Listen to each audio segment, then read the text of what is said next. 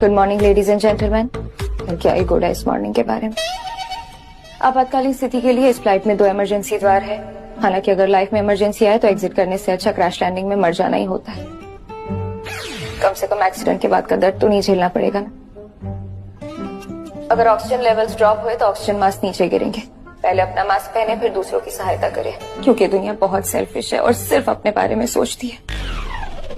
Life jacket आपकी कुर्सी के नीचे रखे गए हैं। अगर अक्सर आप जिन्हें लाइफ जैकेट मानते हैं वही आपको डुबाते हैं। जिंदगी में तो टर्बुलेंस आनी ही है। उम्मीद है इस फ्लाइट में ना आए।